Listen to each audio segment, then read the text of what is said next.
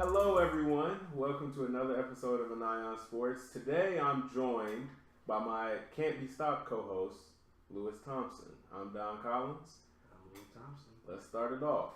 So, I know I promised for the continuation of our mock draft series, but a series of unfortunate events kind of came up.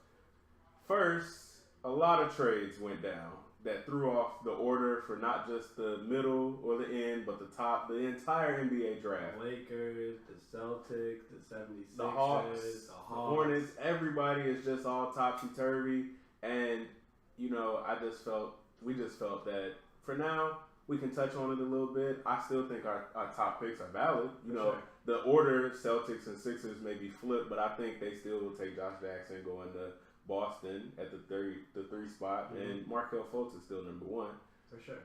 But going forward, we do have some stuff to touch upon in the NBA offseason still. First things first, the draft is still tomorrow, so be sure to tune into that. That'll be interesting, I'm sure. I'm expecting another big trade to happen tomorrow. Yeah. Oh, yeah. Do you think... we'll get to that later. We'll have to get to that later. But I'll be tuning into the draft, and you guys can follow along at the Anion Sports Twitter page. I'll be live tweeting, obviously. Lou, you got any plans for the draft? Anything special? We're going to be watching, seeing. I mean, I might make an appearance on there. We'll see what happens. For sure. All right. But now we can kind of get to the rumor mill, to trades that have been done, trades that have been talked about. So much has happened in this 1 week. Just a week. It's Wednesday. Yeah, and first, this has been talked about, but Paul George going to wherever. He's been linked with a bunch of places. I've heard the Celtics, the Clippers, the Lakers. I've even heard Denver. I've heard Denver. Yeah. I've heard even the Warriors. Let's not talk about them. I'd be so upset. But they're realistically an option with Steph and KD unrestricted free agents. Mm-hmm. And Andre Iguodala. Yeah. But for me, let's talk about the more tangible places for him to go, and that's Los Angeles and Cleveland. Yeah. What do you want to do first, LA or Cleveland? Let's start with Cleveland. Okay. My pressing question is, do you do a 1-year rental for Paul George if you're the Cleveland Cavaliers? Well, right now, how can you rent with no buyer? They have no general manager currently. Well, Chauncey Billups is talking about being the general manager, and there have been reports about it. Ben Gilbert is an idiot. Hold on. Don't say nothing. He's an idiot. Shout out Kevin Durant. There have been a disconnect with the front office and Dan Gilbert, so they went different directions. David Griffin, I wish him best of luck. What are you differing on? They're winning. They may not have won the championship this year, but David Griffin, for better or for worse, has gifted them the roster that they currently are going to battle with. Yes, did he get kind of lucky with LeBron James coming back? Absolutely. But a superstar like LeBron, that's his hometown, or closest to Akron, right. And he can choose to do that. He was there. He inherited Kyrie. He inherited Tristan Thompson. He also inherited Deion Waiters. And in 3 years, you could say whatever you want about Golden State. He turned them into a world champion organization, which is something no other GM has done for Cleveland. And it might be a while because look at the hoopla that's going on. It's a hot fire in there right now. But I think for a rental, it depends. If you got to give up Kevin Love to rent Paul George for 1 season, that's a lot. I know people have their opinions about Kevin Love, but when Paul George is likely to leave, that's team control years that you don't get back, And I think giving up, they don't have a first round pick, so what are you doing? So here's my opinion on the Paul George thing in Cleveland. I think, like you said, it's understated what Kevin Love does to that team. Paul George doesn't do the outlet passes. Paul George isn't down there fighting for the rebound. Paul George is absolutely more athletic.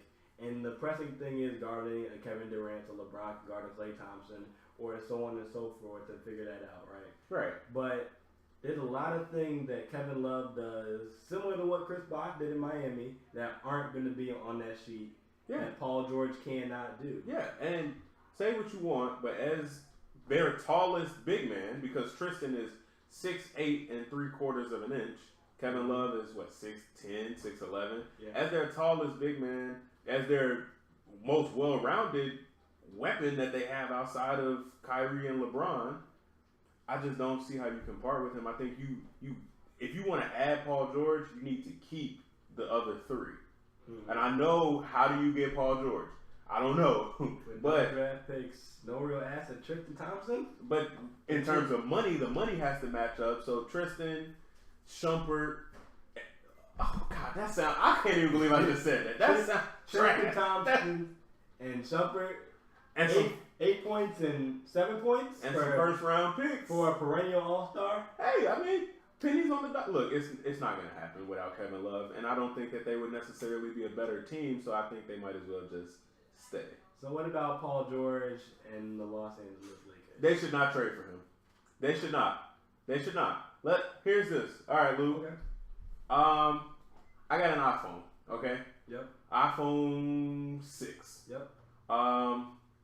I'm willing to give it to you for $15. Okay.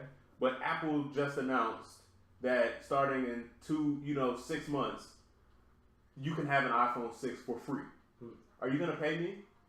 No, you're gonna wait. What are you losing out on if you just wait? The Lakers, by all intents and purposes, are not gonna win an NBA championship with or without Paul George this season. Correct? Correct. Why give up an asset that you could potentially keep with Paul George? I know they dangled Julius Randle, and the way the cap was working, they may be trying to get some 2 max free agents instead of just 1. But you can keep Randle this upcoming season. See what you have in him. Decide if you want to keep him, because these kids could develop. Well, D'Angelo, not there anymore. Not anymore. But those kids can develop into something that's worthwhile to surround Paul George with. So I wanted to throw a deal out there, okay? All right. So the Lakers now have 3 first-round draft picks. Yes. They have 27 and 28, correct? 2, 27, and 28. Okay. So let's say they do those last 2 draft picks, Julius Randle and Jordan Clarkson for Paul George, and then he also re-signs with the Lakers, right? Okay. So you're clearing up cap room, you're getting your star, and if you do that before the draft, you have all offseason to sign another max free agent player. You'll have the 2 pick, which is presumably Lonzo Ball, Paul George, another free agent, potentially Blake Griffin. I mean, something like that. See, for me, I just feel like you can't rush this. And that's the last thing that the Lakers need to do, because that's all the old regime tried to do. They cannot rush this. Just play it safe. The man, for whatever reason, wants to go to LA. Mm-hmm. Just let it happen. Don't accelerate a rebuild, because then when that happens, Magic, he doesn't have he may be Magic, but they'll get rid of him just like any other GM, any other president, period. So don't rush it. But we go from one superstar wing to another superstar wing. Jimmy Butler. I don't understand. Let's talk about these trade rumors. Again, connecting with... No. I'm going to start this one. All right, go ahead. Do your thing. The Chicago Bulls front office all need to go today. Right now. Right now. No. I need everyone on staff for the Chicago Bulls going right now. I normally like to play devil's advocate, but I absolutely hate Garth Foreman and John Paxson. What have they done? This thing will be rolling a long time before I can name something. They literally have lucked into Derrick Rose. They drafted Jimmy Butler, but they didn't expect to get this current day Jimmy Butler for expect nobody did with the 30th pick. But this is also the team that passed on Draymond Green, mm-hmm. that traded Tyrese Thomas for LaMarcus Aldridge. Mm-hmm. They drafted Tyson Chandler and got rid of Tyson Chandler. Drafted Eddie Curry, one of the biggest busts in NBA history. But they, I just cannot forgive them for how they got rid of Derrick Rose. For Jerry Grant, mm-hmm. Robin Lopez, Jose Calderon, and what, a second round pick? And a bag of Skittles. A bag of Skittles. So, I think the Skittles was the best part of the trade. At this point. But the thing about it is that this is the GM and the president that will not pull the trigger on the Jimmy Butler trade. I do not expect a Jimmy Butler trade. Cleveland, stop asking. Boston, and if you're going to do it, you better give the number 3 pick. But I just don't see the Bulls GM doing that. They never, that group just never has made a move to that magnitude. The Bulls will not trade Jimmy Butler. Book it. And I think that's where he stays. So we're going to move on to the next name on the list. Kristaps Porzingis. Mm-hmm. Now, I just got some news in the studio here that the Knicks are shopping Kristaps for a pick to draft Kansas's Josh Jackson and an established starter.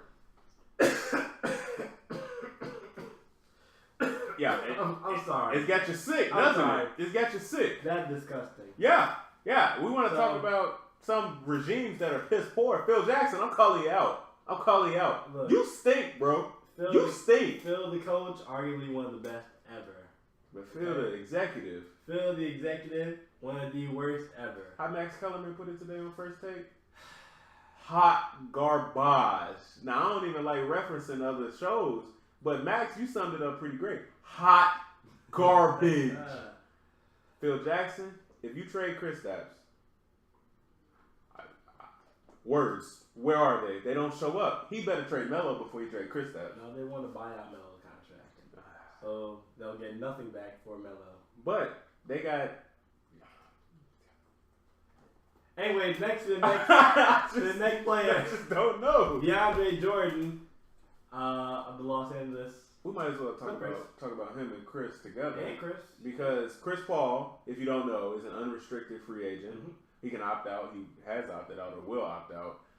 DeAndre Jordan is still under contract, but they've been talking about moving him. New president of basketball, consultant. He's not president. Yes. Consultant, Jerry West, is looking into exploring a trade for DeAndre Jordan. So some of you all may not know the importance of Jerry West coming to the Clippers, though. So Jerry West went to the Warriors a couple years ago before all this glory, back when they were just a normal team. Yeah.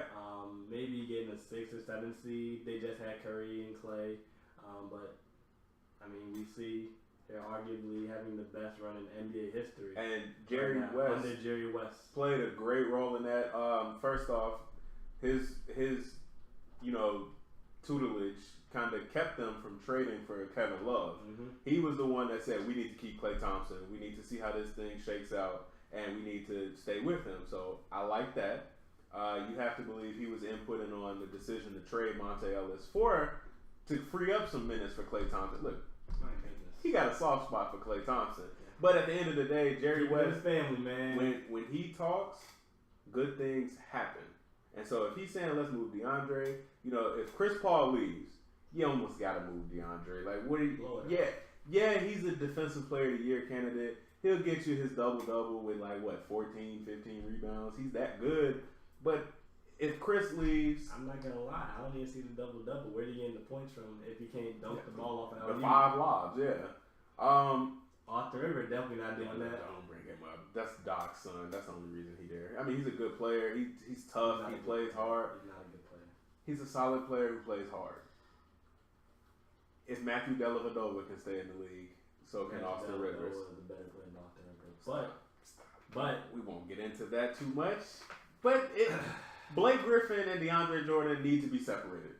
Blake Griffin can't shoot good enough to space out and be a stretch 4, and DeAndre Jordan, he's not shooting. So they both could feasibly be better off without each other. And Blake is a free agent. Chris Paul is a free agent. I think a separation there would be good for everybody, actually. And the Clippers can rebuild. I'd like to see the Clippers trade DeAndre Jordan, go get one of those top, 1 through 7 draft picks, package something together, start over, start anew. You've been running Los Angeles really wins-wide the past 5 or so years. I think that's only if you do not re-sign Chris Paul. If you re-sign Chris Paul, I think you run it back. You reshuffle the bench and see what you can do there because, Jamal Crawford still got it. He still got it. I swear, he plays and1 basketball. Yeah, but on the NBA floor. he got it. He got it. Yeah. Paul Pierce is retired, so finally they can get some more help on the bench. And JJ Redick is a free agent. On the roster, they have Austin Rivers. They have Luke Mbamute. Yeah. Another non-shooter. Yeah. Their bench is kind of weak. Yeah. So I think it's time to reshuffle that. I think honestly, including Doc. I think it's time for Doc to. I think it's time. That's cold. I think it's time for Doc. That's cold. That's super cold. Dang, you doing Doc like that? Nah. All respect to Doc. Doc is an NBA champion. He's a great coach.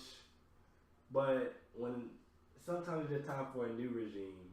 Maybe the messages fail now. There have been a lot of years of this team not doing what we thought they'd do. It's the Mark Jackson effect. So yeah. But Lou, thanks for coming on the show today. I mean, you'll be hearing a lot of Lou. We have our own show. If you don't know, it Can't Be Stopped. Every Saturday. We will be back again this Saturday. Yes, sir. So tune into that. But thanks. Always welcome to have guests on the Anion Sports. And the only place to go is up. #BeGreat. Lou, make sure you #BeGreat. All the time. And all the time. Being great. So thank you. Y'all have a great day.